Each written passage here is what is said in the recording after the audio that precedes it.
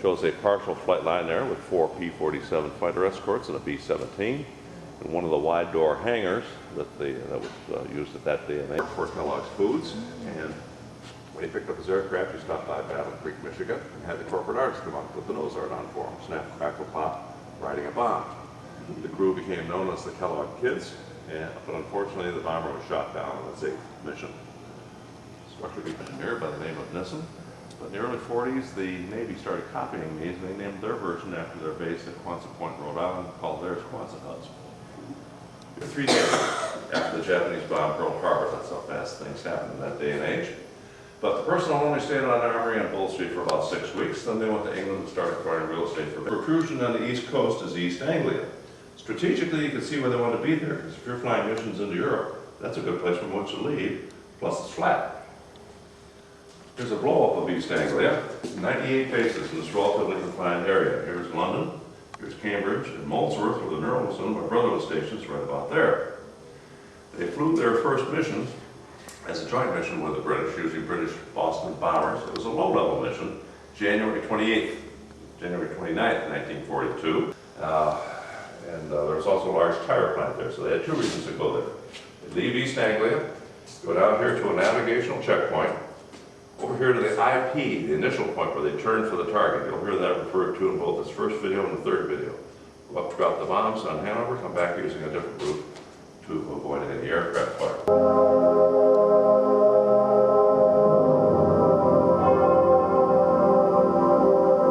That's a B-24. The world had never seen anything like it before.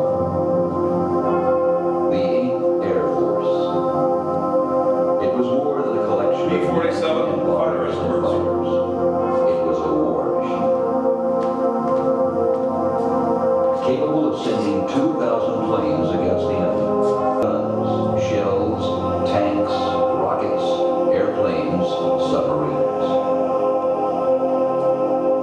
The places that made it possible for Hitler to wage war.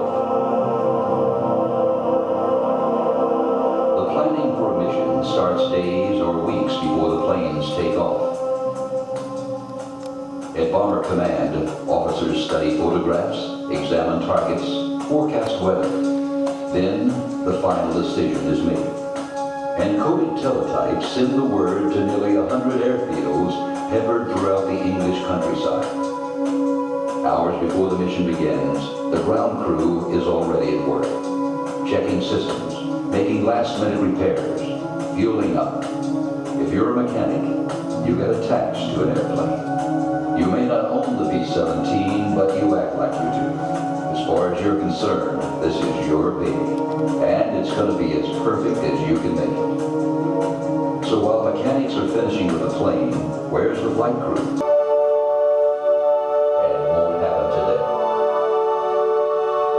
Okay, the fog has lifted, the bombs are loaded, the planes are ready. It's time to go.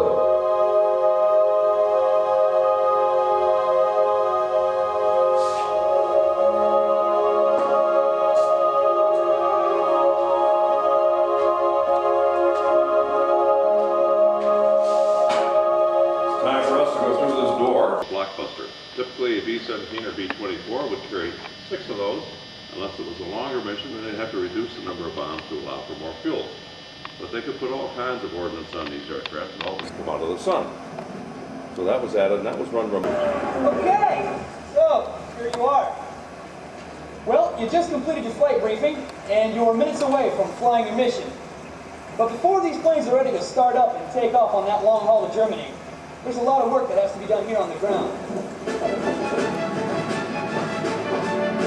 Take a look at this fine English weather. Rain, mud, plenty of it. It never slows these guys down. You know, me and my flight crew, we get a lot of glory these days. But behind every pilot is a team of mechanics and ground crew maintaining these planes. We rely on these guys and trust that they're taking care of these bombers to bring us home safe. One crew works on the same bomber every day, so they become pretty attached to it. And as far as they're concerned, this is their airplane, and they're just letting us borrow her to fly our mission. Yeah, just make sure you bring her back in one piece, all right? This may look like just another bomber to you, but to these guys, she's alive with personality, and they take a lot of pride in maintaining her. They do everything they can to make sure she's ready to go for the next mission. Their day starts the moment we return from the mission, and it doesn't end until those engines start up again the next morning. They work all night if they have to, and often do. There's a lot to be done. Test controls, inspect landing gear, and most importantly, taking care of the engines. Not to mention repairing the damage from whatever mess I get her into during the flight. And unfortunately, I hardly ever bring her back without some kind of damage. Even just one flak shell can cause serious damage. If we're lucky to complete our 25 missions, she can expect to see plenty of engine changes, wing and window replacements, tire changes, and new sheet metal. And these guys never throw anything away. Damaged planes are stripped for their parts. Then, when early morning comes, they start with a whole new list of jobs. Polishing the plexiglass, fueling the planes, loading the bombs and ammo, warming the engines, doing pre-flight inspections with the flight crew. Then, before the sun comes up, it's time to start the engines.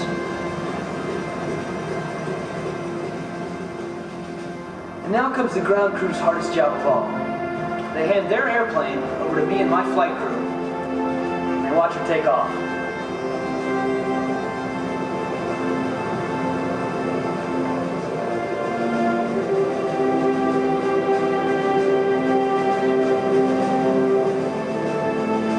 They call it sweating out a mission. Hanging around the base, watching the skies, wondering what damage she'll return, if she returns at all. Well, looks like we're ready to start engines. Time for you to experience the mission firsthand. Goodbye for now, and good luck.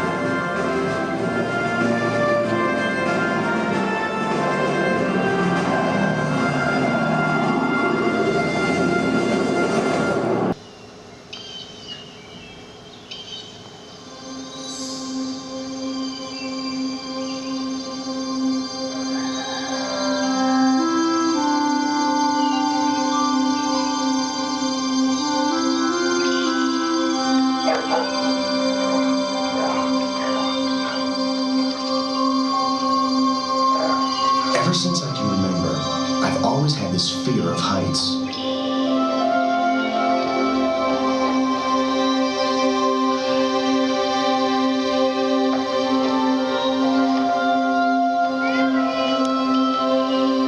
here! Billy! Over here, Billy! Billy, pass me that flak helmet, will you? My name is William J. Taylor, but everybody calls me Billy. Heck, some of the guys don't even know my last name. I hold the exalted rank of Tech Sergeant, and I'm the engineer turned gunner in this here flying fortress. The B-17 may be a big old bomber, but I think she's the prettiest airplane in the sky. Co-pilot to crew. We're passing 10,000 feet. Oxygen masks on and watch for B-17s out of the clouds. Funny how you come as a crew. I mean, we don't pick one another. It's more like you're just sort of thrown together. But this is the best bunch of guys in the world. 140 auto rich. Propellers at 2300. That's 2300. Oil pressure looks good. 75 pounds. Oil temperature okay. 70. Hey, over there in the pilot seat is Jim Cohen. He's all business, but he sure can fly a tight formation. And that's what counts. Our co-pilot is Ralph Rizzuto. Gets a little excited, but he's a good guy. And he's sharp with the controls. Our bombardier is Hal Atkins. He's funny, smart, and 100% Brooklyn. Up front with Atkins is Eric Johnson, navigator. He's a farm kid like me, and steady as they come. Pilot crew, last of the planes should be taking off now. 1 hour for formation. We're on our way. Engineer, take a look at it. 3 and 4, any oil leaking? No, they both look clean. Damn, it's cold already. Must be 30 below out there. Damn, it's cold. Finally through. Okay, then settle down. It's a long way to northern Germany. Here we go again. Another run to Deutschland. This is our 12th mission. Another 13, and we're back in the States. If we make it that far. Bombardier crew, we're over the channel. Time to test fire those guns. These flights can get rough. I'll never forget my first afternoon at the base. Planes were straggling in for that day's mission. Jeez, some of those 17s were really hurting.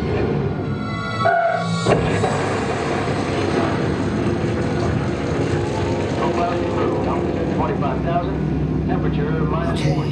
now we wait. It's the waiting that gets you. You go crazy if you don't keep yourself busy. Me, I check my oxygen, then my guns.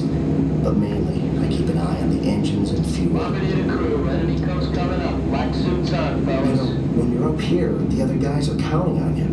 And you're counting on them. So you've got a job to do, and you do it. That's what you're trained for. Black 12 block level. Don't have our range. Red flag, 8 o'clock well. Accepting 90,000. We got bandits. 1 o'clock. Holy cow, that's a game out.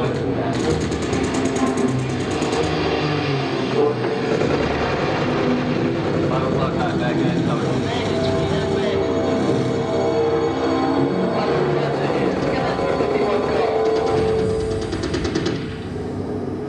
There's a 17 on fire, 4 o'clock low. She's going down, down. Number 3 and 4 engines are smoking. P-47 coming along. I got it.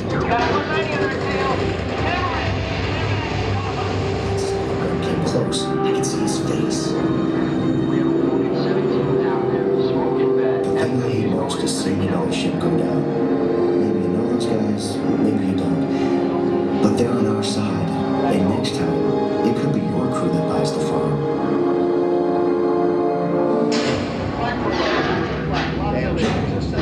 Now, what do you see back there?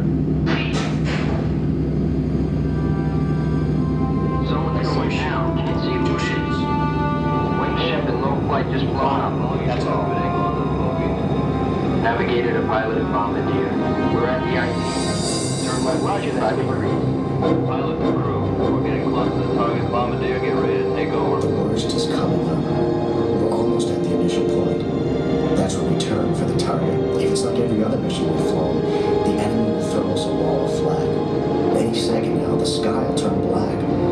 You look at it and you turn white. But once we're on the bomb run, we stay on it. No matter what, we sit here and take it until we deliver the goods. We'll be in their backyard for a while. Navigator to pilot, we're at the IT. Your turn, pilot or crew. We're on the bomb run. Your airplane, Bombardier. Let's do it. Bombardier crew, main doors open. Bombs away.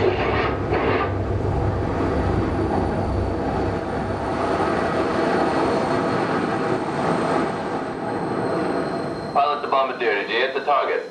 It's a shot. Stand on. Hit hard.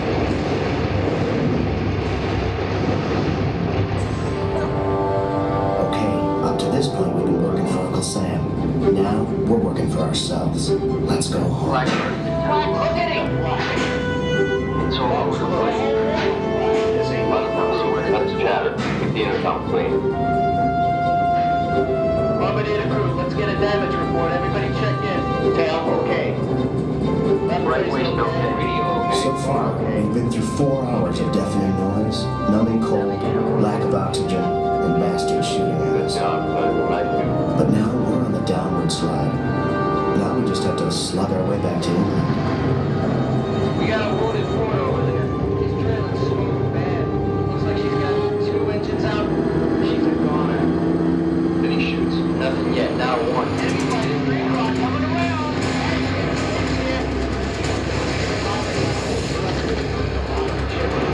Number one. Hang on. Hang on.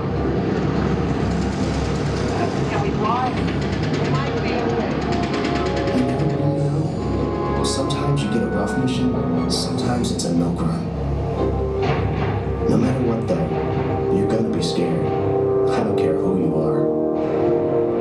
But we'll make it. We'll make it home. Yeah, we're the lucky ones. We'll make it home.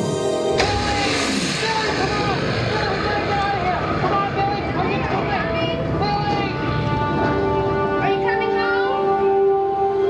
Billy!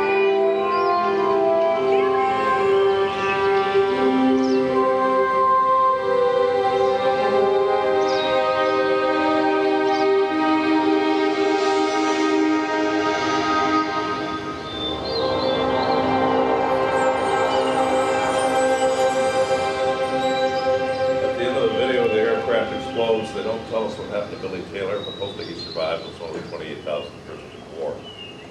As I said earlier, the veterans who come back here said that's really the way it was, with the exception when you're 25,000 feet, you drop the bombs, you don't hear the explosions. Other than that, it's very accurate. Also, as I said earlier, you had to be lucky to get through these missions, and my brother was. He got through his 30 missions plus 7 partials. When he finished his 30th mission, they called him in. And they said, if you'll fly 5 more missions for us, we'll make you the youngest captain in the Army Air Corps. He was 19.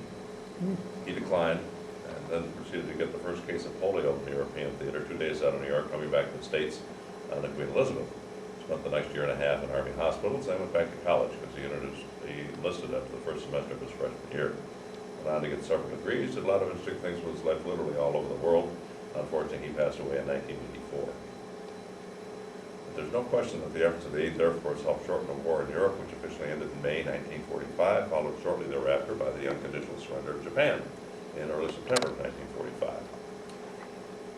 But there's one thing of which the 8th Air Force is most proud, because along with the British, they were able to achieve and maintain air superiority in Europe. And by that I mean, given the fact the 8th Air Force lost 6,500 bombers and 3,500 fighter planes. The Germans, by contrast, built 113,000 aircraft and lost 95,000 of them. The Germans trained 28,000 pilots. At the end of the war, only 1,400 were still fit to fly. That's our superiority, and that's the mission experience. We hope you enjoy the rest of your tour here at the museum. Follow this way.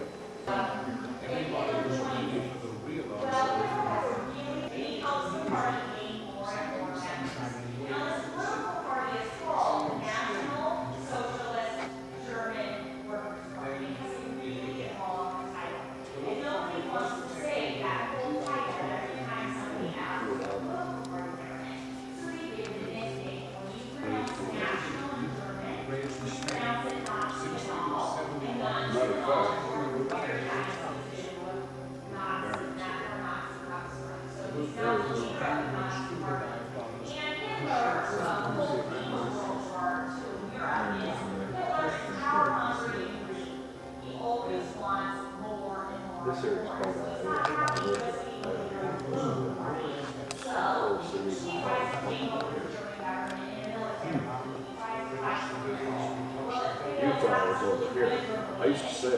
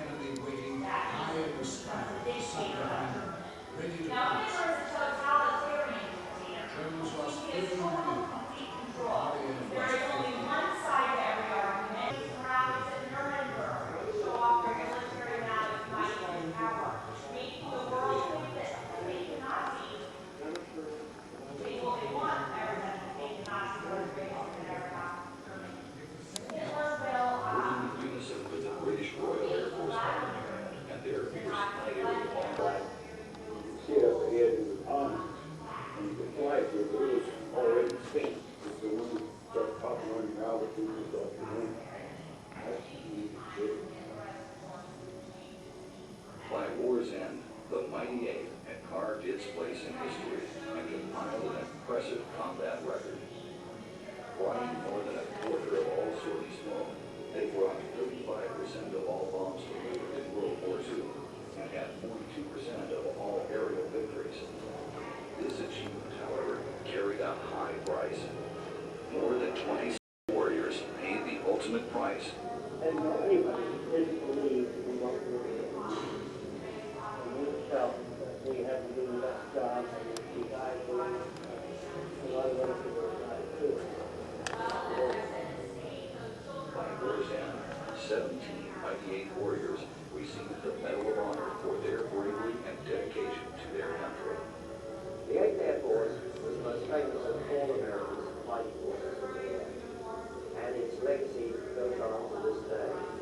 Its bravery, its courage, and its endeavor will never be forgotten.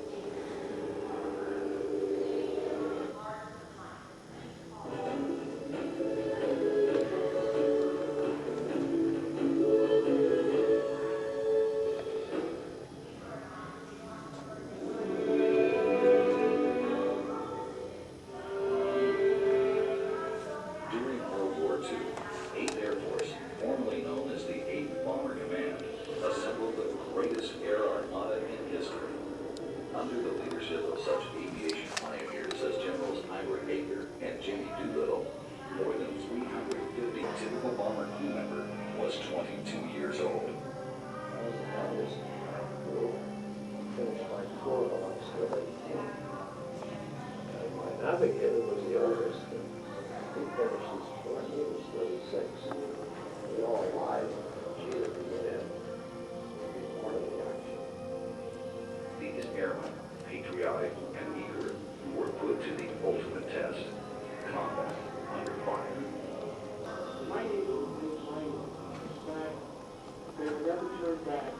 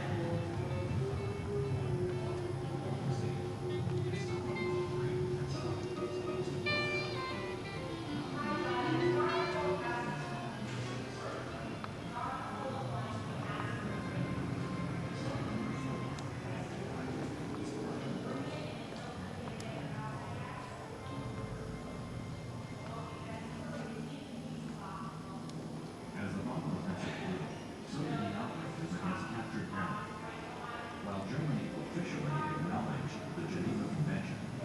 They circulated it with inflammatory speeches and newspaper editorials. Paul Joseph Goebbels, Hitler's propaganda minister, published a front-page editorial on May 27, 1944, charging that Anglo-American attacks over Germany were no longer warfare, but murder, pure and simple. He went on to say, "It seems to us hardly possible and tolerable to use German police and soldiers against the German people when it treats murderers of children as they deserve. Fighter and bomber pilots who are shot down are not to be protected against the fury of the people. I expect from all police officers that they will refuse to lend their protection to these gangster types. Authorities acting in contradiction to the popular sentiment will have to account to me." End quote. The actual number of murdered airmen is impossible to gauge. It was a significant number. Only God. Nobody. He was there. He was very much hot. And we had to do a little shot. The German members in the West,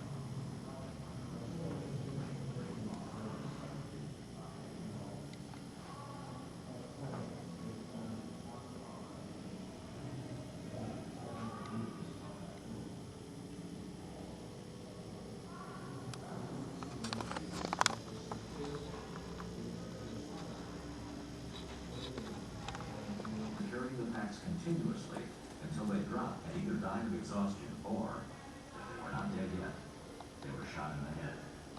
They were all dead.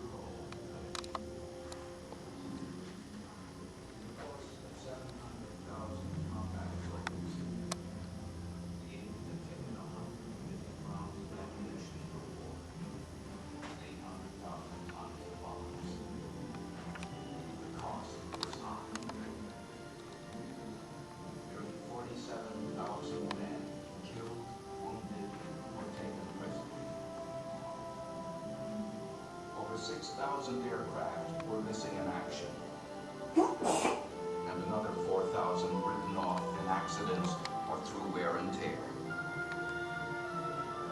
60,000 battle damage repairs were made to aircraft. No other single force had men so highly decorated.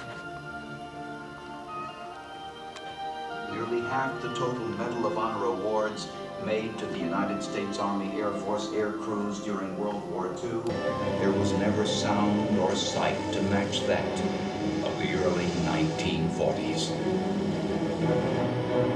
Pearl Harbor pitched America into World War II, but the Allies agreed to beat Germany first.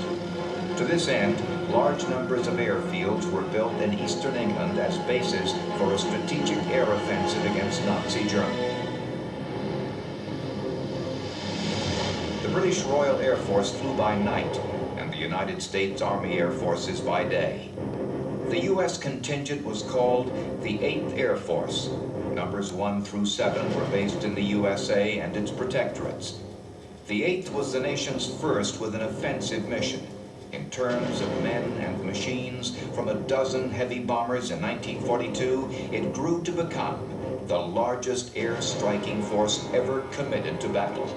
It could and did dispatch 3,000 bombers and fighters on a day's operations, sending more than 20,000 young Americans to do battle in the enemy's airspace.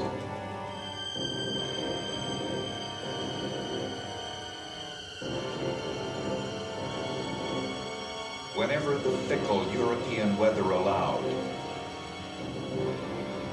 East Anglian dawns were filled with the roar and throb of thousands of Wright and Pratt & Whitney aero engines. As B-17 Fortresses and B-24 Liberators took to the sky. The main objective was to destroy the Nazis' war-making potential. His munitions factories, his oil supplies, and the transportation systems that fed his armies. The concept of strategic bombing, with the greater aim to bring about his defeat by air power. It was a bloody business. The enemy's defenses were formidable. In the early days of the campaign, when the bombers battled their way to and from the targets without fighter escort, the Luftwaffe extracted a heavy toll. Only one bomberman in 3 had a chance of completing his combat tour. The battles were some of the fiercest in the history of air warfare. At Schweinfurt in 1943 and Berlin the following spring. More than 60 bombers were lost. But in nearly 1,000 days of operations, the 8th had a proud and true boast.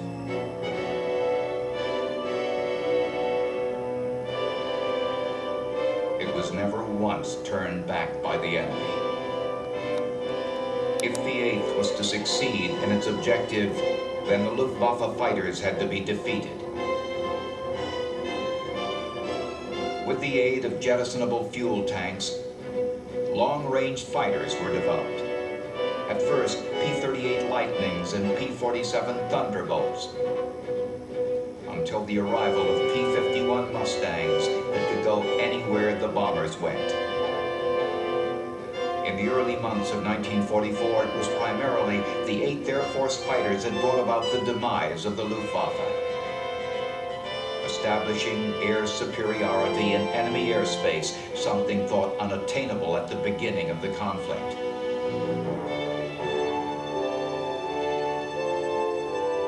This had far-reaching consequences and enabled General Eisenhower to tell his troops on D-Day that the aircraft above the invasion beaches would be friendly.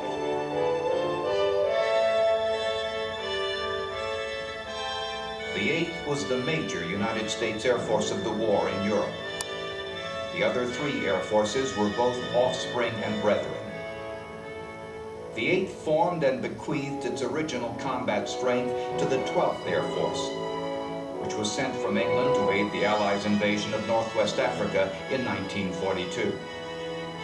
The following year, the 8th Air Support Command became the 9th Air Force, the American tactical air element for the great cross-channel invasion of continental Europe. Eventually, the new 9th grew to be as large as its parent. Also in the fall of 1943, several heavy bomber units being trained for the 8th were taken to form a new strategic air force based in southern Italy, the 15th.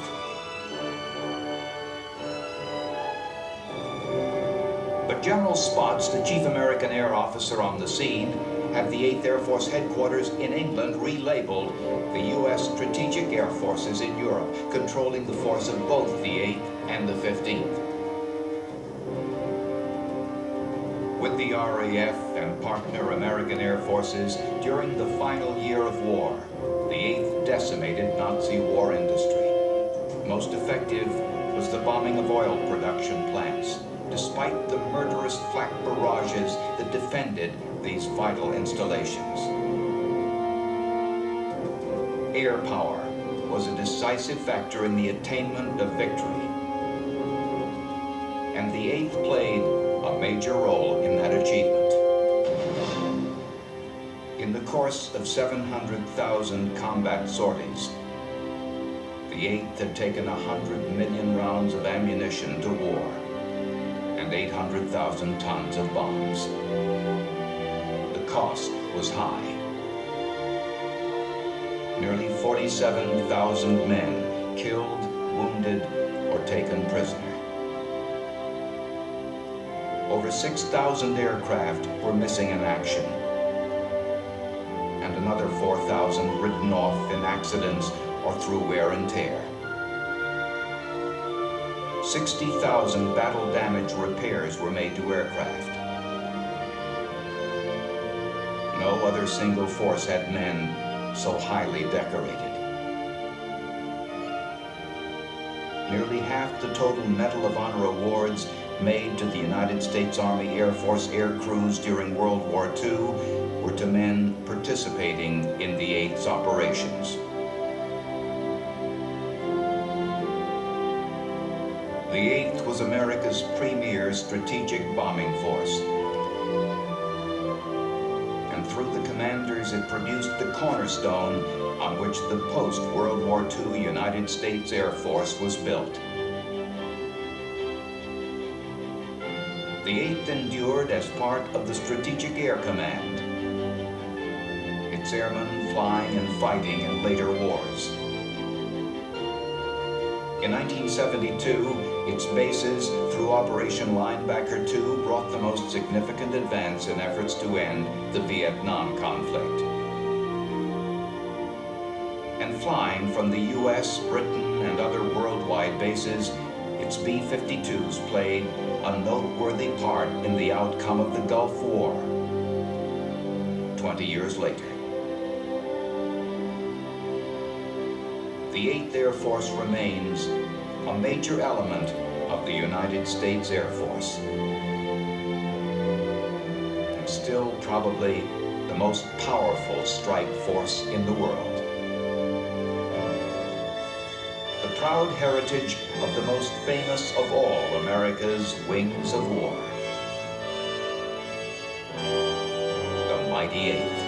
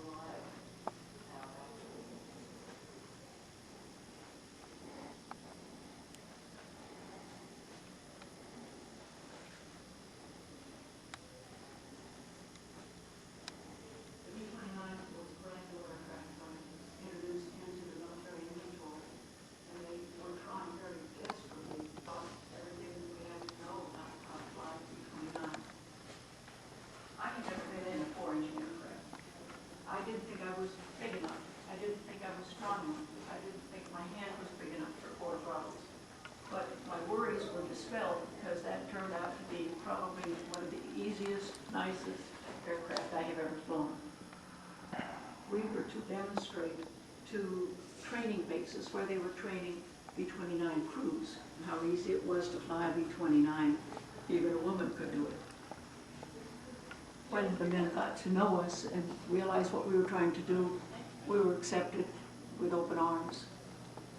I think every woman pilot that ever flew with the military felt that she was carrying on her back all the rest of the women pilots of the world, and that she had to do the best she possibly could.